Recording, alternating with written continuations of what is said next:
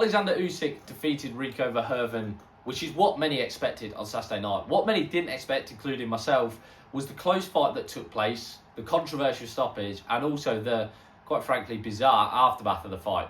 Hello everybody, and welcome back to Full House Sports. Here myself, Charlie. A reminder before the video starts to please like, comment and subscribe. And if you guys do, it's greatly appreciated as I try and become a one-man sports news bandwagon. Yes, it was glory in Giza on Saturday. I haven't uploaded, like I say, there's been all sorts going on in sport, in my life. The UK is apparently in the middle of a heat wave. It feels like we're in Egypt at the minute, not Britain. But apart from that, I'm finally going to get the chance to talk about Usyk and what happened on Saturday night.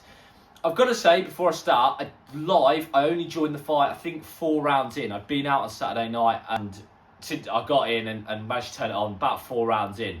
What I watched, and my mates had texted me as well saying, "Are you watching the fight?" was, quite frankly, astounding. And I managed to get a full rewatch as well go on afterwards, as always, because I want to try and be informed and talk about it. And I mean, it was bizarre. There's no other words for it. I'm not afraid to admit I ended up with egg on my face. I said before the fight, he'll win easy, Usyk. There's no dramas. Let's get this over with. Let's get this done with. What happened was quite frankly astounding. I've got quite a few schools of thought on this. That's why I didn't immediately do a reaction.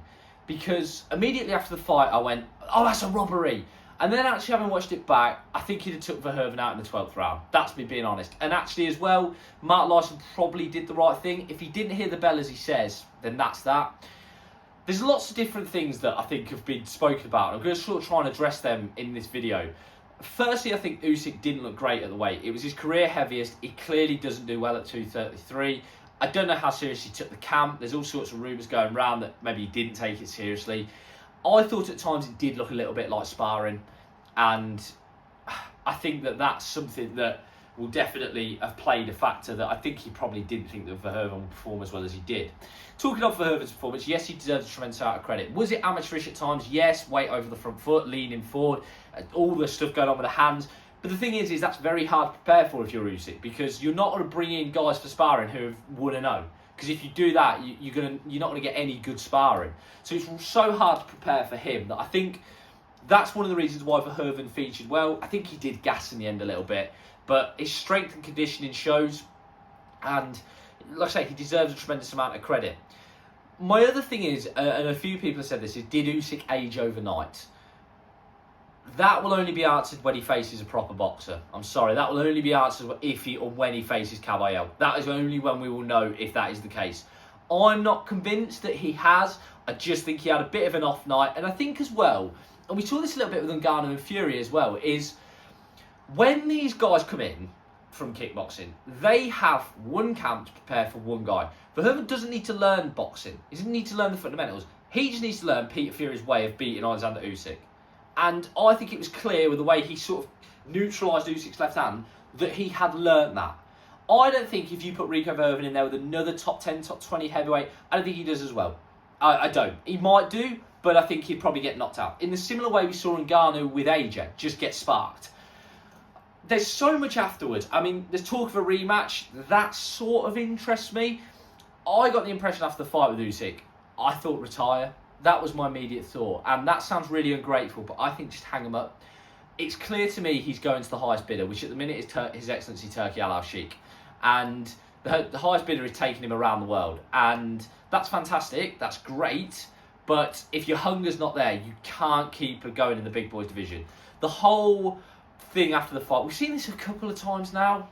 And I'm a little bit sick and tired of it. This WWE charade. You know, Kabayel came in. It was pretty clear to me that was going to be announced. Rick Reno, how's he got where he is, was going to announce it. And then, obviously, Turki Al-Sheikh, no, actually, we might have a rematch in the Netherlands. Usyk stood there awkwardly as if to say, like, well, I'm at your it's your will. I don't know what really can be done. I don't know how a rematch would fare, and I don't think a rematch is right. Despite Rico's performance, I'm sort of the opinion you've had your shot. That was your one shot because you've only had 2 boxing matches. You're back of the line now. You need go and beat 5 or 6 top 10s, top 20s, top 30s. Then come back to me. You can't have a rematch when Kabayel's waiting. But my opinion was vacate. You know, you've got Kabayel, Italma, Dubois, Hrgovic, Wardley's still knocking about, Vianello, AJ if he still fancies it. Fury seems to be keen to want to do it again. There's loads with as well. Ricky Riakpor's coming up as well. There's plenty of fights out there. Jared Anderson, Bacoli. I've just named Parker. I could keep going all day. Heavyweights that, for me now, we can't be waiting ages on to get shot. Gassiev as well, Usyk's former foe. He's got the division, but I feel like he's putting the division on hold a little bit, Usyk. And unfortunately, I feel like Sanchez as well. What a knockout that was, by the way. There's so many out there that I feel like deserve their shot. For me, he's been a legend, but that was bizarre on Saturday night. And if he's going to fight Kabayel soon, great. But if not, then I feel like maybe now is the time to hang him up and let these other guys, this new generation, come through. As always, guys, let us know what you think. Please like, comment, and subscribe. Anything you guys do is greatly appreciated. As I try and become a one-man sports news bandwagon, what do you think of Glory and Giza? Let me know. And as always, have a great day.